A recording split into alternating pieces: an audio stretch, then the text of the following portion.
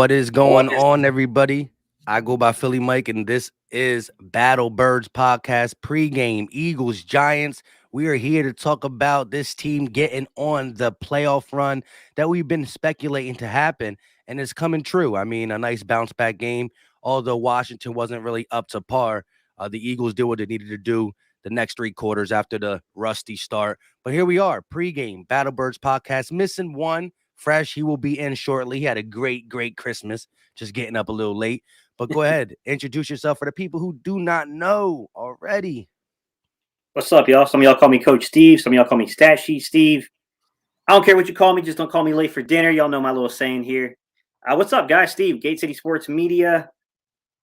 This is a big game, Mike. We got revenge on our minds. I heard for a couple of weeks now, these players, they're waiting on this football game. They feel a certain way about the way it went down a few weeks ago. So I sure hope that translates to the field.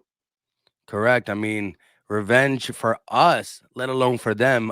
It was the ultimate letdown game, right? It was a game that we should have won, and you've seen it by how the game played out. What team turns the ball over 4 times but has an opportunity to win at the end? Twice, right? You do not have that. I mean, you turn the ball over 4 times in the NFL game, you should be losing by 2 to 3 touchdowns. But it goes to show how we were able to move the ball through the 20s and the 20s, right? We just couldn't execute in the red zone, and we couldn't take care of the ball.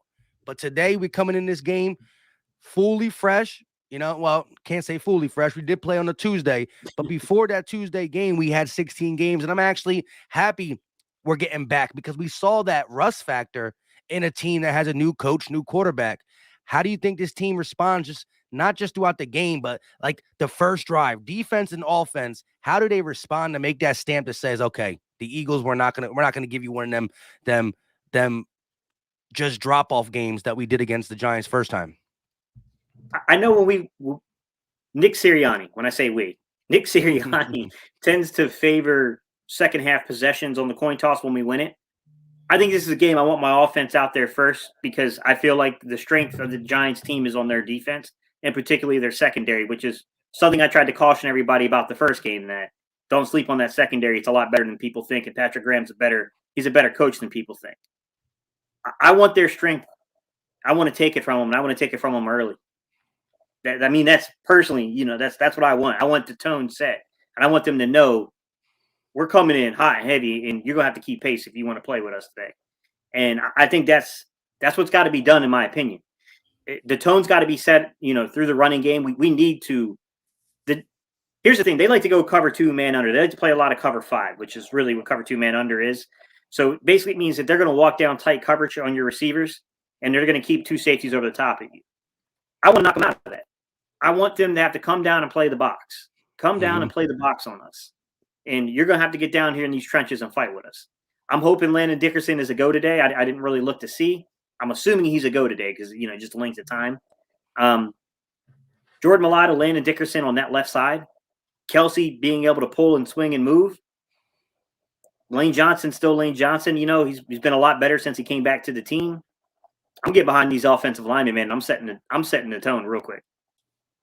Yeah, I agree. And again, I think that Giants game is when we first tried to get pass happy, right? It was the game after Jalen Hurts elaborated on working or talking with Peyton Manning. It's the game after a lot of questions came that you guys are not just a running team, but the way it was worded multiple times, that's kind of what was bouncing around before that Giants game. And although if you look at the box score, right, at the end of the game, it's 31-33. How more bounds can you get than that? I think the second half was tailored to catching back up with the run game, right? We caught back up because it was a 1 possession game for the whole game pretty much. But if you look in that first half, the pass to run ratio was definitely lopsided, and we played into the Giants' hand, them dropping back, and we continue to throw the ball.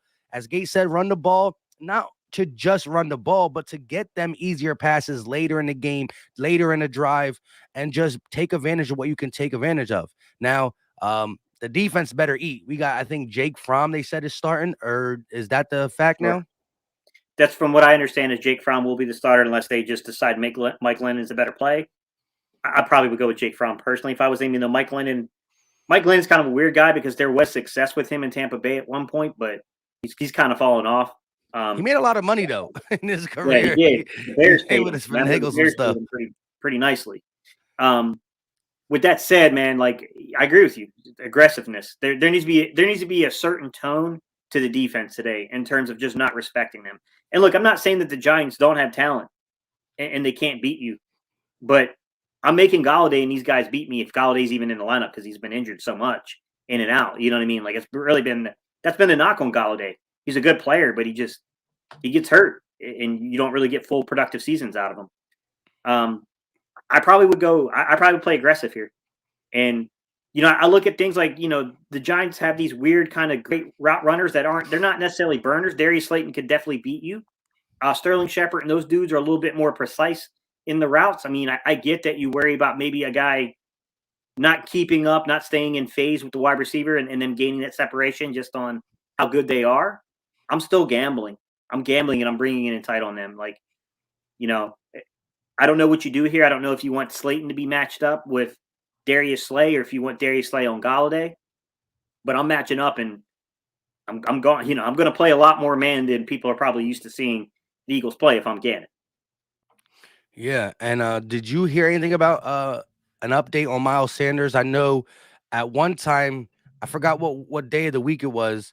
I believe it was Friday or Mm-hmm. Thursday. He got a did not practice. Um, normally around that time, Thursday, Friday, is me not playing.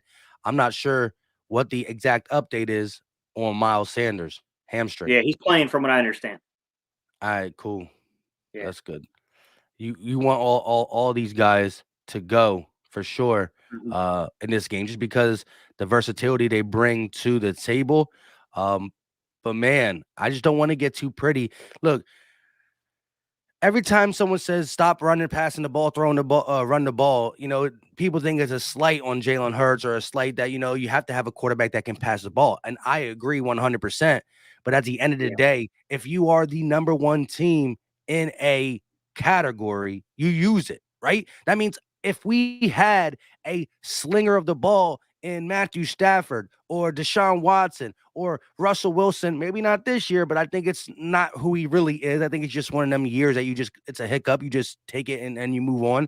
Sure. Even still, I'm going to be asking for the run game because when you do that at such a level that we are, right? 160 something plus in 7 straight games, only done by the 19 something Bears, right? Like we are running the ball, smash mouth football just because it's a passing league. Don't mean you have to be like everybody else. Be your own person. And right now, when you're doing it at an elite level, I don't care who the quarterback is. Mm-hmm. Compliment it and do it as many time as creative and as we are doing it, and then all that will come through. We saw Jalen Hurts throw for 296 yards while we ran the ball against Washington. All that got to come out again.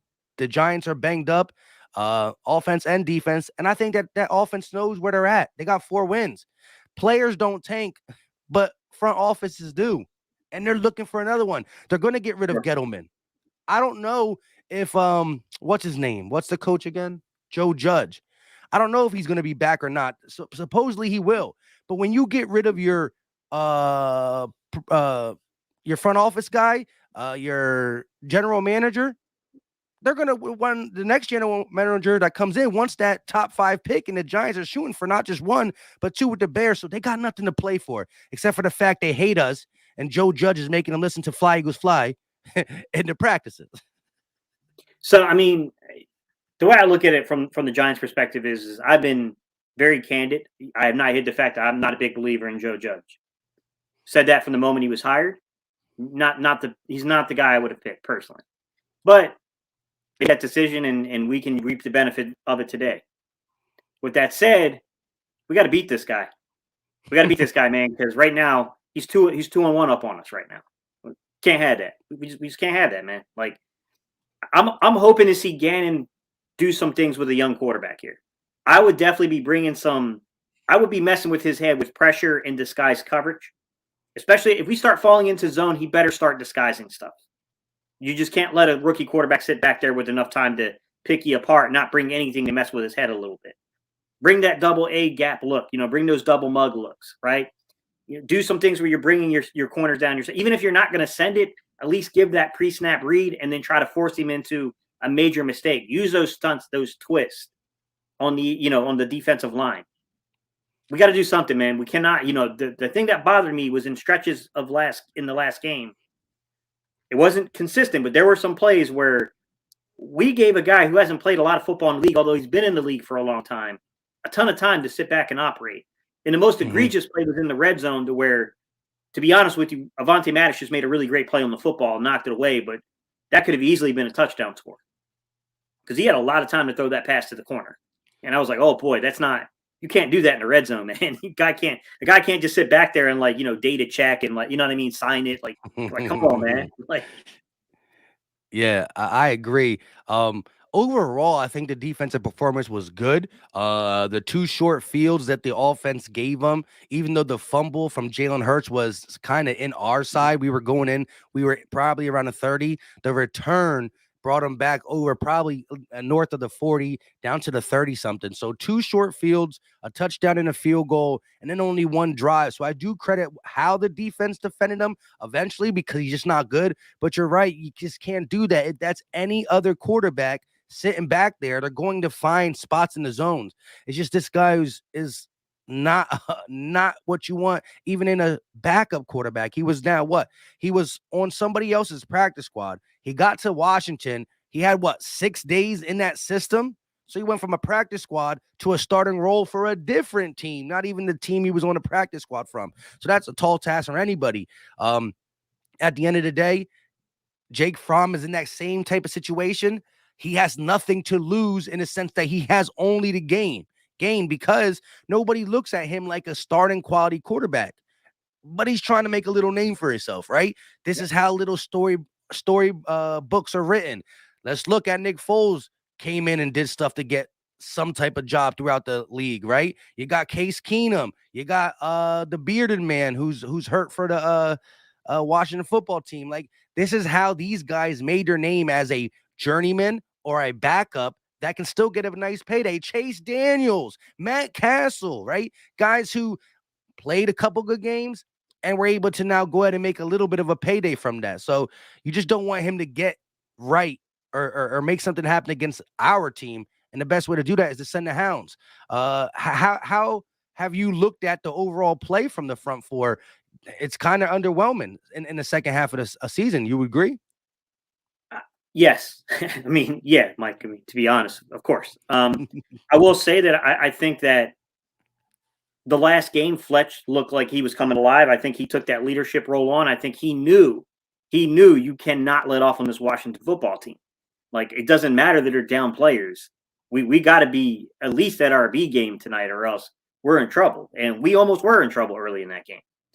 And I do think that I'm a little disappointed in the way that they've used Milton Williams and some of the other supporting cast, but I'm also pleasantly surprised with how good of a fit a guy like Teron Jackson is in return for the system and the scheme.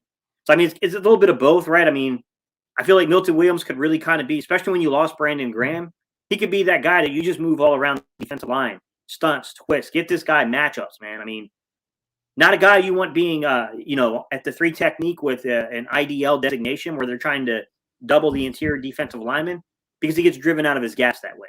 He doesn't hold that well. But man-to-man, where you got a man-to-man blocking scheme where he could just one gap, he's athletic. Use the guy, stunts, twists, get this dude, 5 technique, 3 technique, put him in as a 0 shade on a tilt at nose. He's not a down in and down out nose. He's going to get blown off the ball. But if all he's got to do is beat the center off the football, he's already more of a better athlete than the center, and the center's got the complication of the exchange of the handoff. I'm using that dude. Like, you got one job to do, Milton. Beat this dude. Beat this dude pressure. Disrupt this play. I don't know why they haven't done it, man. I don't know why they haven't done it. I don't feel like they're always capitalizing on some of the talent that they actually have invested in. And I think it's something that they need to look into in the offseason about how you're using certain players and how could you have maximized their potential more. You talking about Milton Williams? Yes. I agree. I agree. But whoa, whoa, whoa, whoa. Sorry, y'all. Sorry, y'all. I just woke up like 10 minutes ago. No lie. I still got the frog voice and everything.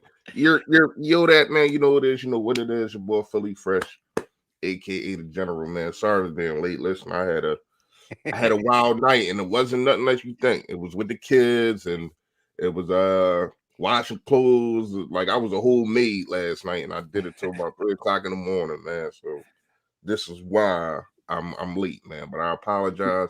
But we here now. What I miss? Well, all we did is talk about, just not starting slow, knowing that this is a game that can get us where we want to be. The Giants are coming in not having anything to play for. Sometimes they're the scary teams, right? Again, a guy like Jake Fromm, he has nowhere to go but up. I mean, he's not even a backup. He's a third or fourth stringer. So these are the guys just trying to come in and get a storybook ending to a season to get something going for them the next season. What is your take on just how the Eagles got to come out and respond to a slow start and just the fact that this is an NFC East team that has not their front office tank, players don't take. But what kind of Giants team you think we're going to see, and what kind of Eagles team you think we're going to see in this game? I tell you what, I don't want to see the Eagles team from the first quarter of the last game. I'll tell you that, and I'll tell you this. I'm looking at Jonathan Gannon in this. Um, the fact of the matter is you're not getting pressure, and I know that's probably what made Steve allude to the Milton Williams factor. But the fact of the matter is, you're not getting pressure. These quarterbacks are sitting there just happy. They can text they wife, tell them what they want for Christmas, and wrap it up, and they just got time to do all type of stuff, and it's freaking ridiculous. I'm not gonna lie to you. So when you look at the situation, Josh Sweat, I need more. Derek Barnett, you fell off again. I thought you was getting more pressure than everybody else. I think, well, not thought, you actually was. Hargrave, we see flashes. I understand you're getting double, but you getting paid to get double. This is what's going to happen. So you mean to tell me if you got Fletcher Cox, Hargrave, both of them can't get doubled at one time? That means there's only one lineman to block Sweat and Derek Barnett. So it's impossible unless you bring in a tight end, and it's still not doubling both of them. They're not getting doubled all the time. So one of them need to dominate whenever they're getting one-on-one coverage, and they went against third stringers last week. Well, really this week, but you get what I'm saying. In the same week, yeah. Yeah, exactly. It's ridiculous. I'm sitting there. I'm looking. Did they get some pressure in the third and the fourth quarter? Yes, they did. But that was also when the game was not out of hand, but it was really out of reach. And you can tell that we was going to win the game. I need to see pressure from the rip. I need to see that you do not let this dude from whatever the heck his name is get any comfortable at all. The dude that we faced last week got a little comfortable, and I'm mad at that. This defense should never let that happen.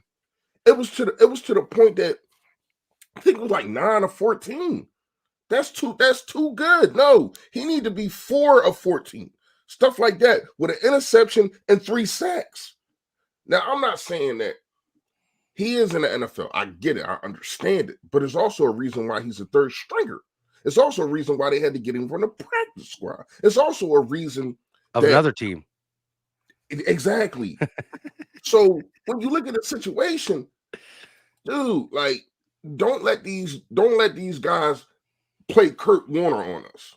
I don't know if y'all seen a movie yet, but we all know what happened with Kurt Warner. Came off the streets. You know what I mean? I didn't know that. I ain't gonna lie to you until I seen the movie, but damn. But yeah, don't let these dudes play Kurt Warner on us, man. So when you look at the situation of it's Jonathan Gannon's, it should be his tempo that needs to be set. Now I came in last week and I told y'all I thought that we should accept the ball and then take off from there. Now I was wrong because of the rust. We seen rust last week. Not gonna lie to you. You seen your quarterback had 23 days off. You seen that the rest of your team had 16 days off. It was some rust there. And I seen the weirdest interception I ever seen in my freaking life. Not gonna lie to you. Never seen nothing like it. But still in fact, and then your quarterback comes with a fumble on top of that. Still in fact, your defense should be able to shut down a dude that basically came off the streets. I understand it was in a red zone, but the second one, the second one wasn't.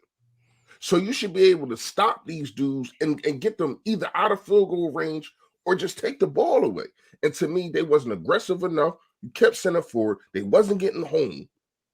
And then you started sending these blitzes in the third or fourth quarter, and we seen a different quarterback. Ding, ding, ding. You don't see that? Yeah. You do now, but sometimes it can be too late. No, you need to come out here from the rip and put pressure on this dude. Go ahead, Charles. Now, real quick though, just to let ZYTX know, Nick Sirianni is going to be the coach for the game. Yeah. I think it was last night. It was around Christmas. I saw that your boy was in Christmas mode, so I can't really drop no videos, nothing like that. But yeah, he will be. Shout out to him for doing what he needed to do, testing positive and being able to beat the COVID and test negative and come here and coach us.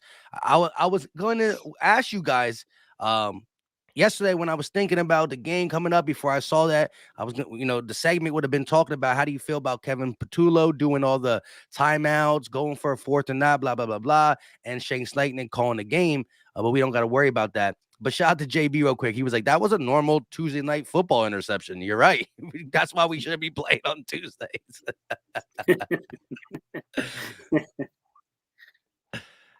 But yeah, man, this is a big game. Steve, if on defense, right, against a guy like Fromm as Fresh just said, he wants to see more pressure. You talked about doing some stunts, trying to really get Milton Williams involved, getting him on an island one-on-one, so he has the matchup that benefits him. If there's one guy on his D line not named Fletch, who I like you said, I think what he was able to do on the field last week, but also in on the sideline stuff, you don't see Fletch be that vocal. I think he realized this might be a last hurrah for him. There's a couple guys on this team that might be going through their last hurrah. They like playoffs are right there. No matter how we are getting them, they're right there. And guys like that step up. But who else do we need to see step up on this D line? And do we have somebody that can do that? We paid Josh Sweat. He's not a top tier guy, but he got a decent amount of bread. Who can be a guy that don't just do it periodically? Mike, my answer to you is flip him. Flip Josh Sweat and flip Derek Barnett. I think Derek Barnett would be far more effective as the left defensive end. Josh Sweat is the right defensive end personally. I think that's part of the mistakes that are going on here. I would flip those two players personally. Kerrigan's not going to be playing this game, so you don't have to worry about that kind of rotation piece here. Teron Jackson is, I was high on Teron Jackson. you guys know I was a really big fan of that draft pick. But you got to see how a guy plays when he gets more and more snaps, and that's what's going to happen. He's going to get more and more snaps. Is he going to be effective in that role as the snap count goes up? Hargrave's your answer. Hargrave's the answer. It's your other defensive lineman.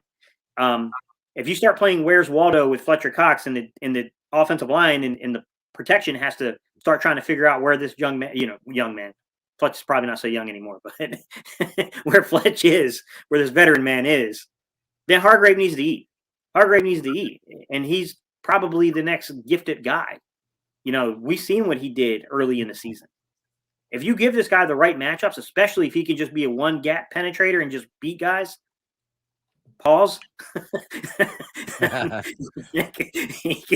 he can absolutely take over a football game on a team. And I think that's what you have to do is like, I would love to see the defensive line be more aware of matchup. Who is the guy out there that we can abuse by manipulating and putting this guy right in front of him?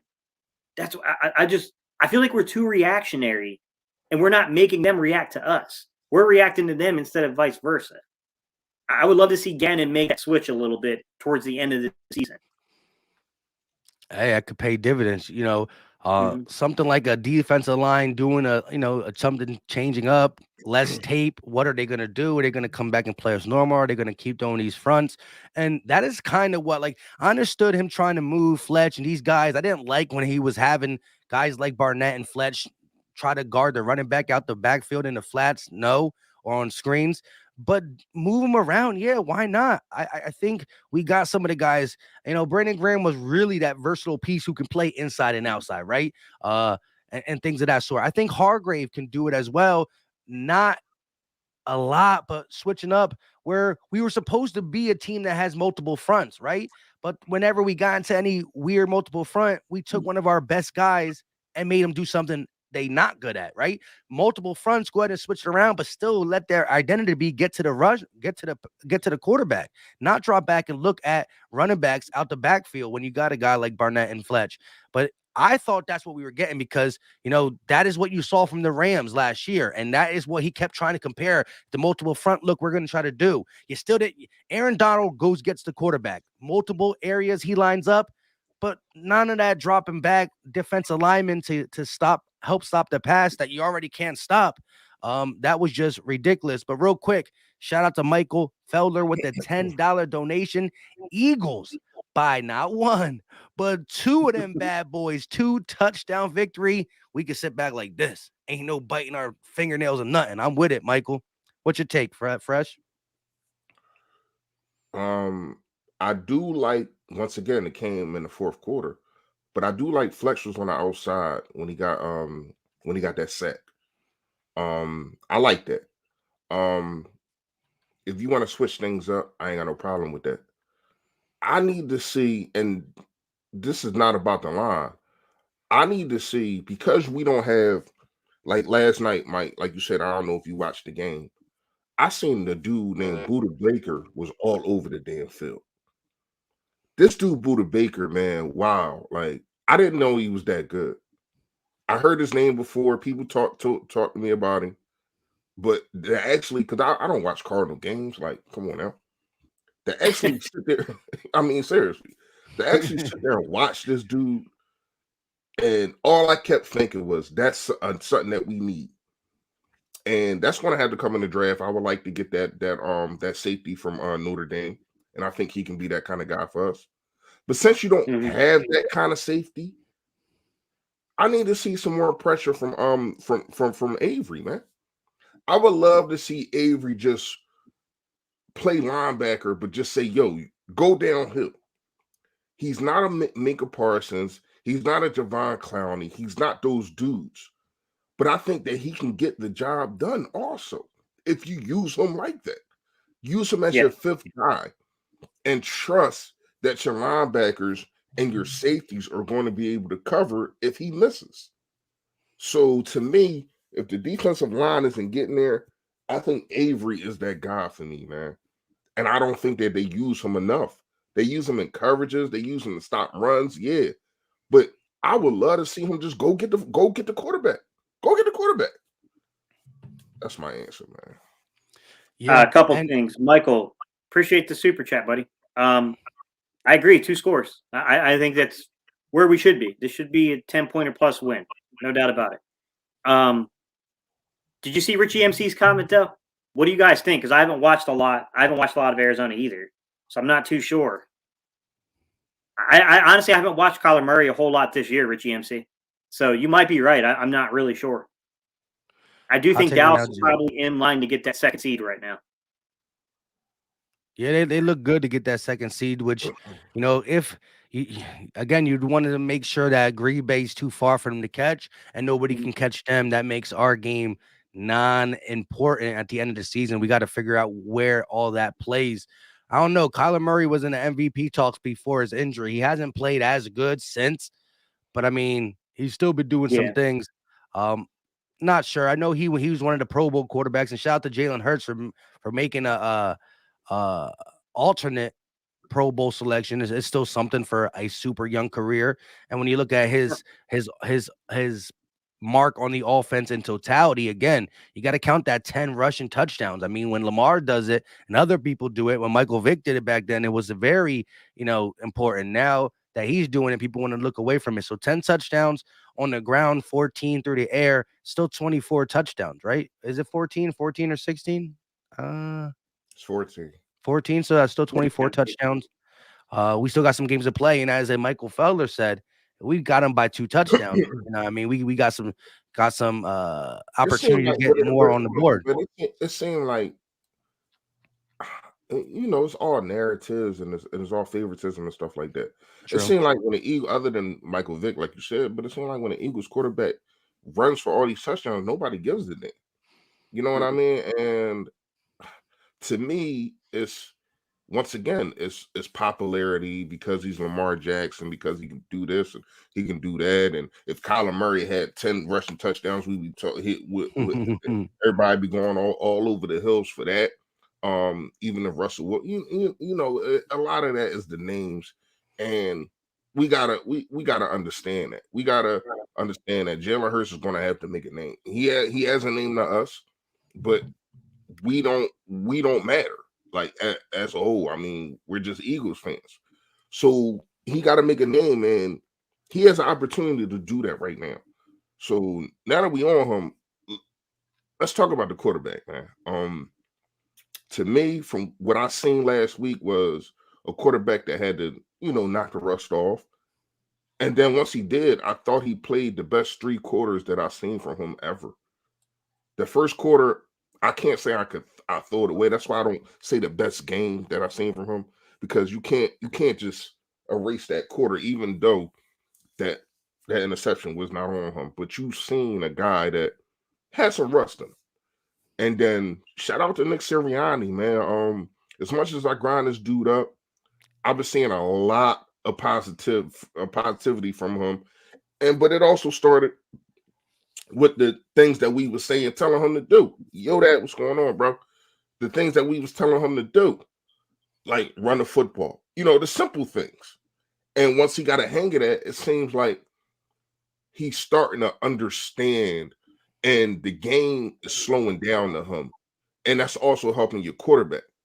So when Jalen Hurts came on that sideline, and after that fumble, and it looked like Nick Sirianni gave him the business, and it looked like Jalen Hurts wasn't listening, I was kind of mad at that. I'm like, damn, dude, you're not even going to turn around. I understand he paused, but he chewing you out. Pause. But at the same time, I'm like, you're not even going to like respond. But then he did. He On the responded field. on the field. Like, and I thought that see, it's little intricate things to me that open up my eyes and tell me, man, this dude gets it. And I think Jalen Hurts is getting it. Now, you can say it's against a watch football team, but they had almost everybody on defense except for Chase Young. So you can say what you want, but that still was their defense. The defensive line, all of them was there. I think they was missing one person. And I think they was missing a safety. But they was there.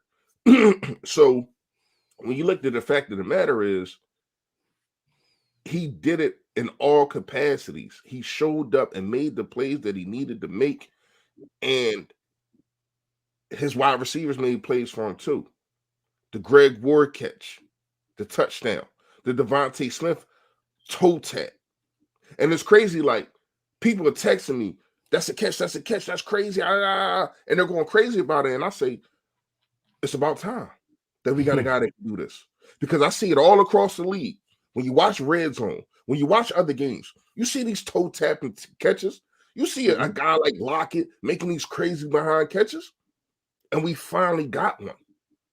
So right now, we didn't discuss it. Well, I wasn't there until the end, but we didn't discuss this last week. But all of us made videos about it. Can we stop with the Micah Parsons stuff? Because I don't think we missed on this kid.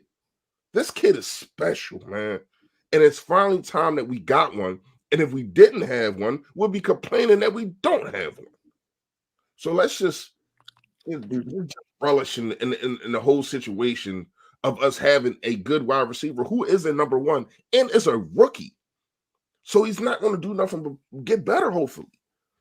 So for me, man, I'm not going to lie to you.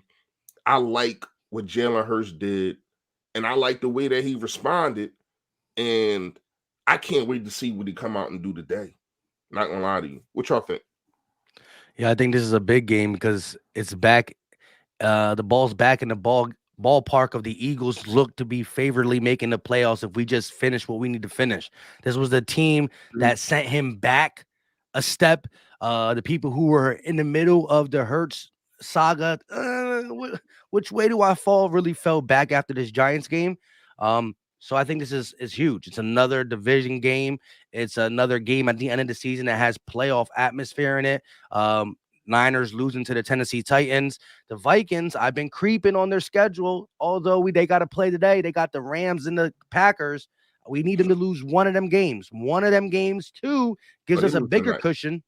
But oh, yeah, they definitely lose at least one. But two will give us the cushion we need. But I don't want cushion. I want to know that my team can compete at a rate that I don't go into the playoff game like, well, we about to get blown out. Thanks for making it. You know what I mean? I want to know. I want to go into a playoff game saying, you know what?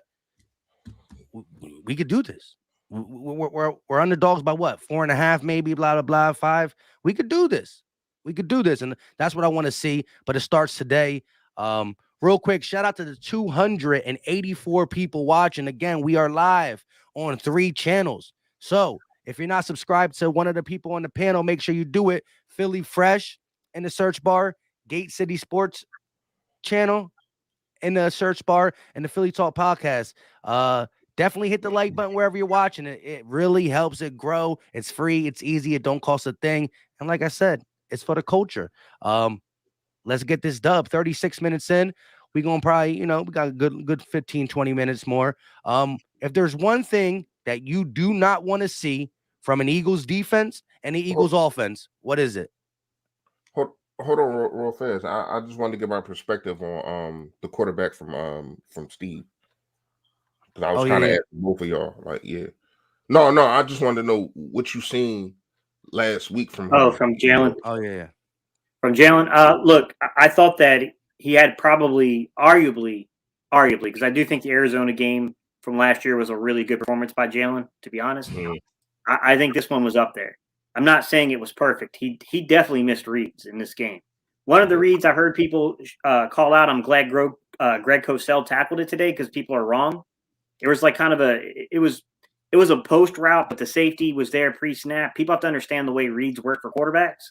And that if the safety is there pre-snap in the middle of the field, you take it away. It's just the way it is. That's how it works. A veteran quarterback might be able to manipulate coverage with his eyes. I thought Greg did a really good job of breaking that down on the Inside the Birds and on their pregame show. So I'm not going to say that's not the one. The one where he forced the ball in the red zone to Devontae Smith was a really bad decision by Jalen. It was definitely a predetermined decision. He was not expecting to get what he got in terms of the coverage, and he panicked a little bit and still threw it. And truth be told, he missed the underneath when there was a wide open receiver for a touchdown. It was game well. But look, man, guys drop balls. He would have been like 24 or 26 with really just one bad decision. I'm not saying there still wasn't meat on the bone and there wasn't other opportunities, but young quarterbacks, they're going to check it down more than you would like at times. And they grow, especially on high-low concepts. They're going to check it down a little bit on those high-low concepts. He's growing. He's growing as a quarterback. Now, am I making any declarative statement about whether or not the Eagles are going to stay or what they're going to do? I don't know what the front office is going to do, guys. All I can say is that it feels like to me is that the coaching staff is in on him. He's meeting with Jeff Stoutland about the running game. He's got Friday meetings with Nick Sirianni. He's got a personal relationship with Brian Johnson. Like, it seems like they're sold on him to me. I mean, but ultimately, guys, I only know what's reported, and I don't have any say in the front office, so I don't know how the front office feels. The only thing I can really stick to is what the film, says, which is there's been improvements in his game throughout 2021. He's had some moments that, like the first Giants game, that was a few weeks ago, there's a big redemption game for Jalen, where it wasn't good. But truth be told, I think it's trending in the way that would give him at least 2022. Yeah, man. I know people are going to hate it. And look, guys, I know people are going to hate it. I'm not saying that like I'm over the moon for any player. I'm just speaking to what the film says and speaking to how I'm perceiving the actions from the coaching staff. I know some of you guys really think Gardner Minshew should get more consideration. I've said my piece on why I think NFL GMs are not sold on Gardner Minshew, even though I think that, to be fair, I think Gardner Minshew is better than a handful of quarterbacks that start games on Sundays. But I think they see the limitations in his game, and they're just not convinced on him being anything more than a bridge quarterback. And I think Jalen gives you the potential of a bridge quarterback that could honestly if the stars align, might develop into a long-term piece.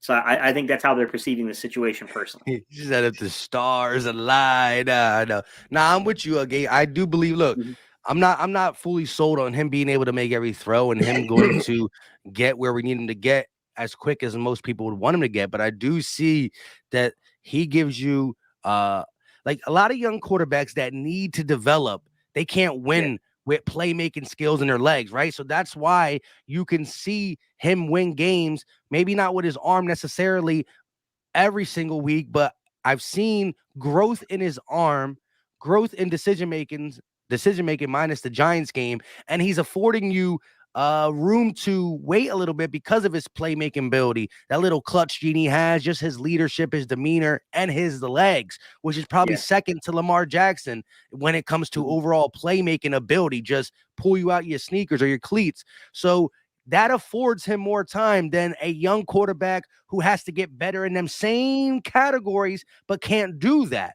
As you see the Zach Wilson struggle, how do you see the Trevor Lawrence struggle? Maybe at a different rate, struggling wise, but they don't have that other part of their game. So you expect them to develop Yeah. quicker because they relied on that more. And I'm willing right now, knowing what our defense is going to look like, unless you are 100% getting a scotch-free Deshaun Watson or a Russell Wilson that we know is going to turn it around and pretty much guarantee us he's playing for 5 to 6 more years. Like there's not that great of options. So right now I'm ready and willing to rock with him in year 2, unless he falls off the cliff a couple more games. Yeah. Then I will come out and say, well, dang, we should have never did it. But it's all about building this team up and making an identity out of it. So before we get to the questions, though, what you cannot, what the two things you don't want to see from the offense and defense, one each, Yeah. occur in this game. Shout out to Jose Serrano with the $2 super chat. Run game is our identity. $190 on the ground today. I'll take it. We almost had that last week. Almost 500 yards of total offense, almost over $170 on the ground and almost 300 in the air. That was the true dual threat game, right? You didn't know what the Eagles were going to throw at you, a nice pass or a nice run. So I definitely love that. Mm-hmm. But go ahead and let me know one thing on offense, one thing on defense that you do not want to see happen in this game because it could create some ugliness. I'm going first. Whoever. If you want me to, it's up to you. Yeah. I'll go first. I mean, it's real simple. I mean, I'm pretty sure I'm probably gonna take both of y'all answers on offense. It's turnovers and no, it's just turnovers. I know what the other one gonna be, but I ain't gonna say it.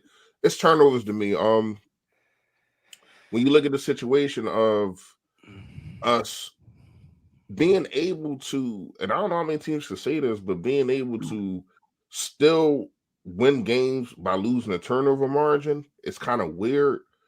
But I don't want to see them, especially the dumb ones. I get it. Sometimes, people fumble. Nobody's perfect. I get it. I understand it. But we got a nice amount of turnovers that are just like unforced errors, like like that interception that we was talking about against the Giants, before the half from Jalen Hurts. It was just inexcusable. Um, to me, also the fumble by Boston Scott when you're driving down for a game-winning touchdown is inexcusable. So when you look at these things, we have to clean these things up. A lot of that is ball security, a lot of that is coaching, but it's also on the players to make sure that they keep the ball off the ground. You know what I mean? So I'm gonna go with defense. Defense to me, I don't want Slay to stay on one side. I need Slay just to every game to travel with the hottest wide receiver. We seen it in the Jets game when the dude Moore was going off on Nelson, who, by the way, I'm sorry, he's just not good, man. I mean, he's just not. But anyway, we seen him, and I put it in my video of when he was mic'd up and Nelson got hurt and they put McPherson. They put McPherson out there and he went to the coach like, listen, you need me to, whatever you need me to do, you need me to go with this guy, whatever guy you need me to go with. Well, he like, all right, well, you go with number 8. And he shut him down. Like literally shut him down. So when you look at the situation of Darius Slay is your best cornerback, and it's so far. It's so far. You need two football fields to look at the length of how far it is of him being the best cornerback. So to me, whoever the hot guy is, I don't care. I don't care if it's a tight end. You put Darius Slay on him, and you figure everything else out. Go ahead, Joe.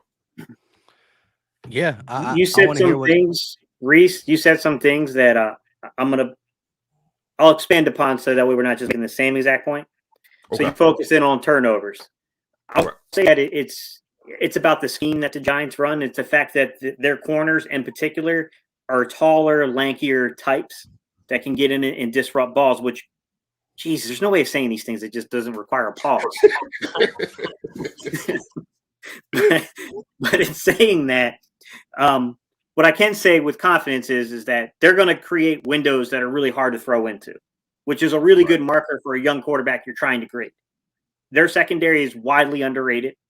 And I think this is a game to where if Hurts comes out and looks really good, you have to feel really good about your quarterback. Although you're not, look, their offense could put their defense in a really bad place. And of course, all that stuff has to be taken into consideration. I get it. But this is a team that, like, it's not like we were facing Washington where the secondary is a little beat up, right? Where they're having some issues where they got guys back healthy on the defensive line, but you don't know how ready they were for that game because they missed the practice reps. Right. I think this is a little different. If he puts up similar numbers that he did to Washington, I think it becomes harder to make the argument that it might have been the quality of the opponent and what they were facing and what happened. Because, yes, the Giants' offense is horrible, not scared of it. Their defense is a little different story, in my opinion. I think their defense is a little bit more adequate. I think it's middle of the pack. And I think they can do some things from a coverage standpoint to make life hard. So if Jalen throws into tight windows and is making plays, you know what I mean? Like, I think that's it. But I think the flip side to that is that if you can't throw into those NFL windows, that's where you get yourself into trouble, especially if Nick doesn't coach the game right, especially if with Nick's absence from, being virtual. I'm trying to make sure I don't say certain words, guys, that they don't mess with our monetization here. But him being virtual, you guys get what I'm saying. Him being virtual, like that would that could cause some issues to where maybe the rhythm of the offense could be off, right? Maybe they lean a little too much into Jalen and they don't know when to scale it back. Like I think that's the worst case scenario type stuff, is like getting away from what you've been doing successfully. And I don't know if it was Nick trying to prove a point at times during the season where he was like really bullheaded, sticking to certain concepts and certain, like, I know this guy can do it, or if that was really a mandate from the front office trying to grade and judge what they had. So it's really hard to say, you know what I mean? Like, without being in the room, I don't know. But I definitely think that early stretches of the season, it was kind of like, why are we still doing this? Like, do they really think that people don't see the tunnel screen coming from the outside receiver? Like, really? Number one, the ball has to travel further, which causes, and it's going to the furthest point of the field, which causes your linemen in the blocks to take longer to get there. They were just shutting it down. I was like, why are we still doing this? Like, I don't understand. But I think that Nick has really cleaned it up. And I've liked Nick from the start. I thought he was just a high quality football mind. I didn't know that it would work out as well as it's worked out down the stretch, though, guys. I'll admit. I didn't think he was going to be this good down the stretch the way he's kind of proven. But I think some people have made some really good points in the comments, which is how good this Eagles team is, because we beat a lot of bad teams. Denver probably being our quality win of recent. I mean, I don't know. We beat a lot of bad teams, to be honest. I agree. Yeah, and so that's why down this stretch we're going to be playing a lot of bad teams to get into the playoffs, minus the Cowboys, whatever they throw out there. And so it would be nice to see us play a playoff game and see what we really are, right? We're playing our best football as of late. Let's see us play against a playoff team, gain that momentum going into next season. When you have 3 first-round picks, a lot of money, things you got to move, things you got to do, and it's good for the young guys. Yeah. But real quick, let's get these super chats. Eagles, Flyers, Brian Fuller with the $20 super sticker. Appreciate that. He also dropped a $5 super chat. You're the man, Philly Mike and Philly Nation. Fly Eagles fly. I had this game 38-17, close to a 40 burger. That would be lovely. I feel like you're going to be close to Fresh. Fresh been calling some blowouts, and he's been right with most of his blowout calls. Jersey Boy with the $5 donation. Appreciate you, my guy, channel member, both of y'all. Eagles win 31-17. Another nice little blowout. Defense got to be in attack mode. Need 2 turnovers, and the offense runs for 200+ yards. Sanders/Smith get a touchdown each. I'll take that from the young boy, even though I'm not starting Smith in my fantasy right now. And one of them, my man Fresh, got me by 10 points. So, hey, Storm Gamer, just real quick. Let me address who is this Storm Gamer. Hey, look, man, we're gonna get to your question, but you're kind of asking a question that we close. It's eerily similar to the way we close our videos. That's why we haven't really answered it, because it's basically kind of the way that we end our videos. That's why we haven't addressed it. And if you do spam in the chat, that's the one thing that we at least I tell my moderators, if they spam like asking the same question over and over, like you can periodically get that in there, but we do definitely end our streams this way, and so that's why they'll mute you if that's the case.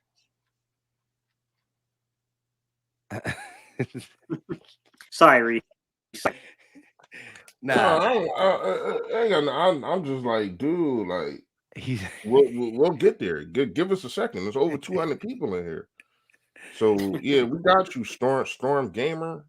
And who else said somebody else said they invisible. What you say? All right. NY Jets FL. Sorry. So what's your question?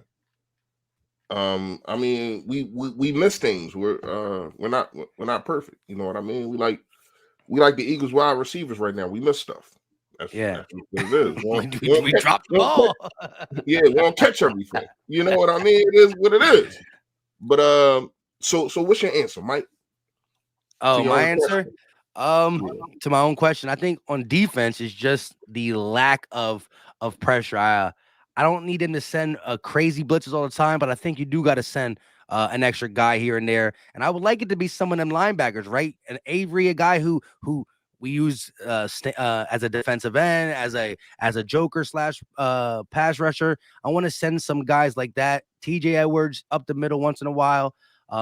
Just do that, right? Just don't use your linebackers as much as you want to in soft zone. Send them. And just, if you don't hit home on a blitz, your outside coverage better be tight, because you can get beat. One missed tackle turns into something crazy. But I think you got to keep quarterbacks like Fromm, whose insurance is pretty good with State Farm. You got to keep them off bounds, and definitely got to get at them. So I want to see that from the defense. And on the offensive side of the game, I just want to see balance, right? And when I say balance, I don't want to look at the box score and say, okay, it's 30-30. I just want to see it per drive. There was a stat that Ruben Frank had not early in the season, probably by week 8 or 9, that not on box scores that are balanced, but when the drives are balanced, right? So 8-play drive, 5-3, 4-4, around that, Jalen Hurts is accurate. He's accurate because of the defense playing us different on them drives, because of how dangerous Sanders is, Howard, and even Jalen Hurts' feet. So I just think, and on a per drive basis, you want to keep it as balanced as possible. And when you do that, this Eagles offense really looks good. I just see us move from 20-20 a lot when we're balanced. And, getting in the end zone is a different story, but just be able to move the ball and make these defenses, when the Cowboys watch the Eagles tape from the Chargers game, from the Broncos game, from the Saints game, from the Lions game, from the Giants game, the Washington game, they're like, dang, this is a different Eagle team that we saw than that we saw in week 2, where Jalen Hurts threw the ball 49 times. I'm just guessing, I don't know. This is a different Eagles team. And in December, when it's cold and they're coming to Philly, right? They might want to bring them little heated seats that they do, right? But we don't play in a dome. We're not from that type of, we're not built that way. So when it's cold, that ground hurts that much more. And when you got to tackle Jordan Howard, Miles Sanders, and Jalen Hurts 40+ times, it's not fun. It's not fun. So I want to beat the Cowboys, whether they come out here. Out here today. I ain't gonna lie to you. Huh? it's nice as crap today. I should have went to the game. It's like 52 Yeah, I know. degrees, man. It's nice today, but I'm talking about, No, I got you. I got later. you talking about I went to the later. future quickly. I went to the future. You see how much Nah, I care about the I'm Giants. just saying it's just amazing how nice it is, man. Like Yeah. it was 54 yesterday, even though it was raining, but it was 54 yesterday. I'm like, what the? I come outside, I got my coat on, I got a hoodie coat on. I'm come outside, I'm like, yo, what the? I threw my jacket right in the crib. Like, this was crazy, man. Global Yeah, it warming is. at its best, but we ain't here for that. Yeah. So it's one thing that I didn't touch on because I thought one of you guys was Penalties. exactly. I knew you were gonna say it. Exactly. When you look at the situation, they have been dumbing down a little bit, but it's still stupid ones. Like Jordan Mailata, and I said this in a couple videos. Why in the hell are you hugging a cornerback like you miss him or something? Like that holding call to me, I think it was on a Miles Sanders. It was on a third down Miles Sanders run. No, second down Miles Sanders run. It's like, dude, what are you doing? Like, it's to me that kind of play should never happen. Like, all you had to do, you three, what, 50, 6, 7. All you do is get a cornerback a nudge. Instead, and I don't know if y'all know the play that I'm talking about. Instead, he hugs the dude and gets a holding call. It's like those kind of penalties is what pisses me off. You know what I mean? So to me, man, you got to stay clean. Of course, you're not going to be perfect. It's going to be false starts, especially with the offensive line. And now that I'm on the offensive line, man, it just seemed like whoever they put out there, they're producing. This is not like last year. Last year, when they was throwing people out there, the puzzles wasn't fitting. And it just seemed like whoever they put out there this year, like Sua Opeta had a good game last week. Yeah. He actually had a good game. And I'm like, damn, like what is Jeff Stoughton feeding these dudes? Like, whatever lineup they put out there is working, man. So to me, depth-wise, we had the best offensive line in the game. I'm just saying, period. Like, not just starters. I'm just saying we're on our fourth guard right now, fourth or fifth guard. Like when you talk about Sua Opeta, so we went through Brandon Brooks, Landon Dickerson, Isaac Samalu. Alex. Yeah, we forgot about him. Yeah. You know what I mean? Well, I did. So when you look at the situation, man, like damn, and then it's just amazing to me how good this offensive line is, and a lot of that is on Jeff Stoutland. And I don't know how long we're going to have this guy, because if I'm a coach, I need some of that energy over here. You know what I mean? But when you look at dudes like Matt Pryor, who we just seen last night, he's balling. Man, I ain't gonna lie to you, man. Like this offensive line is amazing, and it's not the sexy thing to talk about. It's not the thing that a lot of people want to hear. But this is the foundation of a football team, and they've been holding it down. Like they are the reason that we are number one in rushing. Because even when Jalen Hurts didn't play, we still put up 200 yards. People forget about that. We put up 200 yards rushing without basically our leading rusher. So, man, shout out to this offensive line. Go ahead, y'all. Nah, you're right.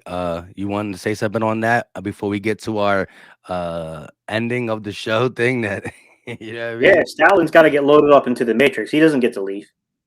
Yeah. Ever. Load him up into the Matrix, bro. He's here in perpetuity. Pay this man. Get this man. And remember this all season, there were talks about him leaving, right? Well, he was going to go to college and play for Alabama. Alabama. Yeah. Alabama. Yeah.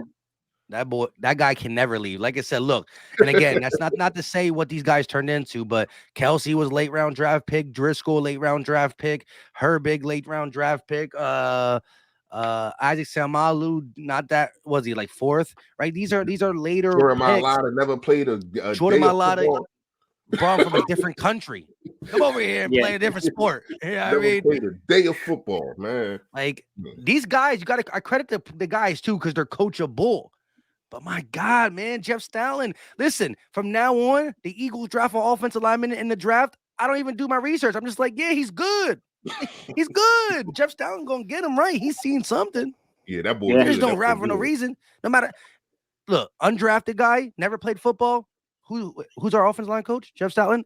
He'll be all right. He'll be a starter in a year or two. Yeah, you got him. It's good.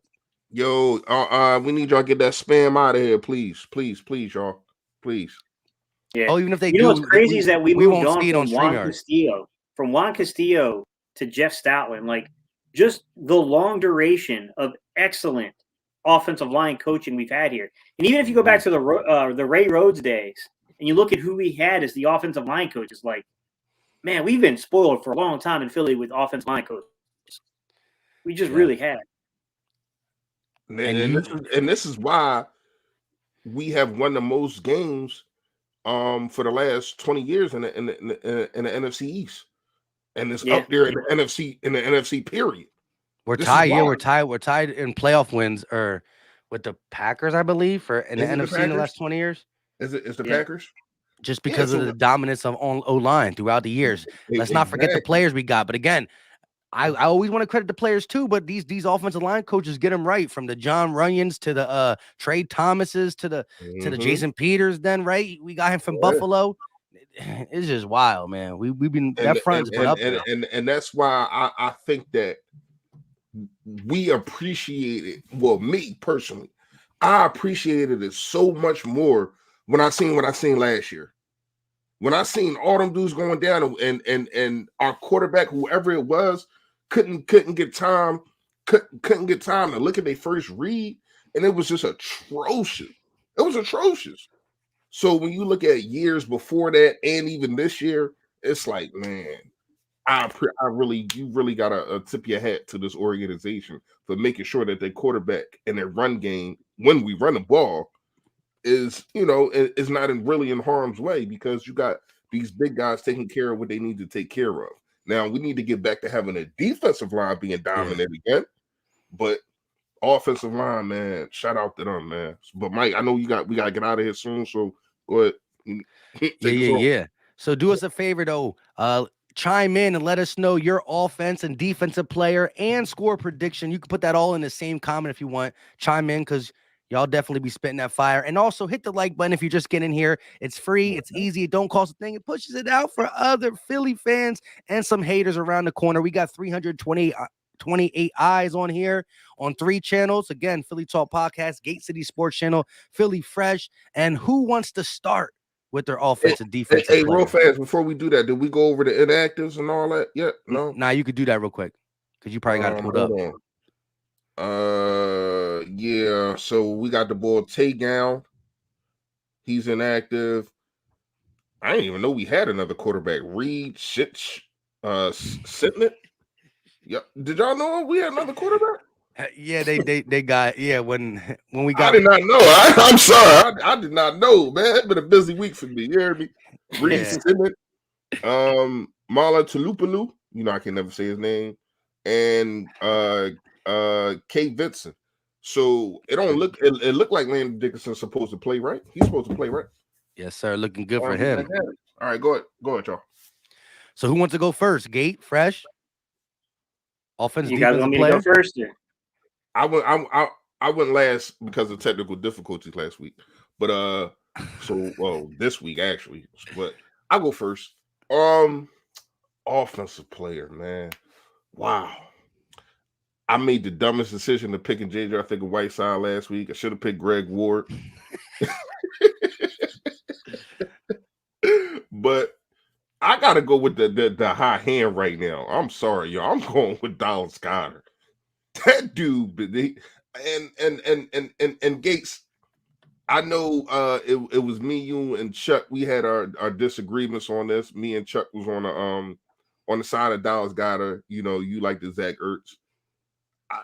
I think Dallas Goedert is the number 1 tight end, and it's not even a debate right now. When you look at this guy's dominance, he just needs to focus on catching the football. in close things, because when he dropped that screen, I was even madder when he dropped the screen in the interception. That screen, it was just green grass and players in front of him. So Yeah, Dallas Goedert's always the little thing with him has been route running. He's athletic enough where he can kill linebackers. He can kill those type of coverages on them. right. Sometimes an athletic enough safety gives Goddard a problem because he's just not a good enough route runner yet. If he gets up to where he should be as a route runner and stops these concentration drops, you're talking Jason Kelsey. Or not Jason Kelsey, Travis Kelsey, the other Kelsey. You're talking Travis Kelsey. Center? You're gonna need a corner. You're gonna need a corner to stop him. Jason, can you imagine him as a tight end, bro? And you see, you see him run down the field with Miles Sanders, man. He got some speed on him. And not only that, Miles Sanders, dude, follow your block. Like he's blocking him to the right. You go around him. That's one thing about Miles. I know we get on subject real fast. That's one thing about Miles. His eyes ain't open all the time. He misses holes and he misses blocks. Like you're supposed to go to the outside. You go to the outside, you probably score right there. You had one man to beat and you had a blocker in front of you. Do the math. That's 1 and 1. That means you're by yourself. So I was kind of mad about that, but that's my offensive player, Dallas Goedert. Defense, man. Defense, one of these linemen got to step up. I'm gonna go with Hargrave, man. It's time to be dominant again. You came into the beginning of the season. I don't know if they've been moving your gap assignments. I don't know what it is, but you have. I'm not gonna say non-existent, because they definitely been shutting down the run game. They've been doing that. But I'm talking about getting after the quarterback. You got to do that, especially with this dude, Jake Fromm from State Farm. Like, you definitely got to make sure that you get at this guy, man. And a lot of that is going to have to come from the pressure in the middle. And let's not forget they got Saquon Barkley back there. We just forget about him. He at once was, arguably one of the best running backs in the National Football League. But those dudes still can have flashes. So we can't forget about that. We can't forget about that he scored a 99-yard touchdown on us. You know what I mean? 2 years ago. Can't forget about things like that. So I'm gonna go with Hargrave, and my score prediction, man. I think it's another one, y'all. I think it's another one. I'm going with 34-14. 34-14. No, he really is. Right. I like the blowout prediction. I like it I'll go next, Mike, if you want. Go ahead. All right, defensively. Man, Derek Barnett, I hate to say it, bro, but I just feel like he's been real close to getting home on a couple of plays. Yes. I got a feeling he's going to get home today. I do. I just feel like he's gonna do something in this game. I feel. Hopefully, it's not something stupid. Hopefully, it's something positive. He's gonna do something. He said. We don't know what direction it's going to go, guys. It could be positive. It could be stupid. I'm gonna lean towards positive in this game. Offensively, I'm gonna leave Mike somebody. I'm gonna say Miles Sanders. This is why I'm gonna say Miles Sanders. I think he's gonna get his first touchdown on the season today as a rusher, and I feel like he's gonna break one. I feel like he's going to break one. Period. Yeah, yeah. I mean, yeah. I guess you're saying you'll take it in any way it comes, right? Yeah, whatever. Yeah, I feel like Miles Sanders is like it's. I know he's coming back. He's a little nicked up, but I don't know, man. I feel like he's just been on the verge. It's been almost there a couple of times this season. He couldn't quite break it outside and get. I feel like it's going to happen today. I feel like he's going to break one. Okay, there we go. And score prediction. Gate always be trying to slip past it. I think he'd be forgetting because he's too focused on the players. And what am I supposed to predict? Score? Yeah. Man, I hate this is like the thing I hate predicting the most, man. Yeah. I'm gonna be honest with you, man. The Giants defense is a lot better than what I'm about to score predict here, but I feel like they ticked Philly off. I feel like this team, it's in the link. It's gonna be fired up crowd, like I'm gonna say 40-9 Philly. 40-9 Philly. I feel like this 40-9. Yeah. Whoa. Dang. Yeah. I feel like this game's gonna be over. I feel like we're going to get snaps, but it's because we be up so large on this team. My man said 40 to Nizzy. Yo, we are coming out in our all black everything, and I don't know why we always use it against the Giants, but we be killing people in the all black. It'd be Oh, if funeral I knew time. that, I'd have had the black hoodie. I ain't know that. Damn. It's the all black everything. Yeah, we coming out hungry. So, funeral. But yeah, so all right, so I'm gonna go with my defensive player first, and I said this earlier in the week, and I'm gonna stick by it. I think we're gonna see the Fletcher Cox that we used to know down the stretch. The way he was able to produce in the Washington game, and just the leadership, vocally that I saw from him on the sideline in the huddle. You don't normally see that, you know. I think he's a guy who leads by example, but this season he hasn't been able to show anything. So now he's getting vocal. I think he really realizes that. You know, it's either this year or next year is one of his last, maybe in the Eagles uniform, depending. And why not go out with a bang, or why not show that I can still do it? I think he has to step up, and I think we're going to see a big game from Fletch. I mean, hopefully Fromm got some good insurance because he's coming. Now, to the offensive side of the ball, I'm going to go with, you got Dallas Goedert, you got Miles Sanders, two guys I think who are going to go off in this game, but another guy. Let's go.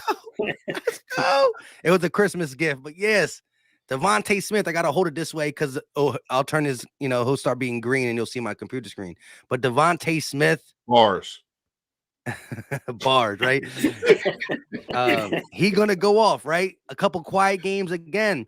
The volume's not there because of how we play, but the specialness is there. That toe drag swag, he was dang near horizontal. There was no way you should physically be able to get them toes down. He did it. And I'm looking for a big game. He's had 3 games of over 20 fantasy points and 3 games where he went off hard. He's going to get another one before the season ends. Going after that Deshaun Jackson's rookie record. This is going to get put up soon. And he going to do me proud. That's my guy. 4. Offense, Devontae Smith. Let's get it. And the score prediction, I can't go as bold as Steve. I want to go with something like that, but go ahead, Steve. Hey, just real quick before you give it your score prediction, I want to shout out a few things. First off, Pops, I saw you in the comment section. I know you're about to switch over to watch Mike do his live stream. He be watching you, Mike. Oh, snap. There you go. Yeah. Before Lehigh, where was the training camp at? Does anyone remember where the training camp was prior to, because Lehigh was like 96? Because I remember the TO stuff at Lehigh. I can't remember it. If y'all know in the chat, Pops, if you're still there, let me know. Also, let me shout out my brother, man. It's my brother's Christmas gift, bro. That's tough. You don't hook me up with a Randall Cunningham rookie card on here to hold 9 yards, man. Like, I appreciate it, man. Cardboard Carolina. He said he can do. He said he'll definitely do Eagles, obviously, but he said he'll do other fan bases if y'all want to pay for it. Cardboard Carolina, y'all. Mike, what's your score prediction, bro? Dang, my man came out with the 40-9. I'm going to go 13 points for the Giants. A measly 13 for the Giants. And I'm going to get the Eagles scoring 33. 33-13. We don't lose when we score over 30. You know what I mean? Well, we normally don't lose. I don't know. I think we did score over 30 against the Chiefs, so we lost there. So it is what it is. But that's my score prediction, 33-13. Devontae Smith about to catch a touchdown and close to 100 yards. And as Steve said, I do the live play-by-plays. I'll be setting up for that as fast as I can now that we're going at 12:36. Anything y'all want to say before we get up out of here? Give me that 40 burger. Real fast. I got a half an hour. I told y'all if I get 50 comments on the do's and don'ts on a free giveaway, I will be giving away a hat also with the hoodie. And we have 44. I usually don't do this on the stream. You know what I mean? Do it. Shut up. Huh? No, go ahead. Tell them what was the title of it. Tell them they got 30 minutes to go find it. Yeah, I got 30 minutes, man. It's my last video I put up. I didn't put up a video yesterday. So every Friday I do a free giveaway. And you got to guess a certain player that I pick how many yards he's going to have. But you got to go to the video, comment below, and let me know. You know what I mean? Because, like I said, 50 comments on it, I give out a free hat also, and also a free hoodie. So comment, We at like 44, 45 right now. Y'all get over 50, the hat come too, man. Go ahead. Yeah. And again, he said a certain player because the only way you can find a player out is if you watch it. Within the beginning of his video, he's going to say, blah, blah, blah, blah, get this much, leave it in the comment section. And trust me, he can see the time. So you only got about 30 minutes. Go do it. The merch is fire.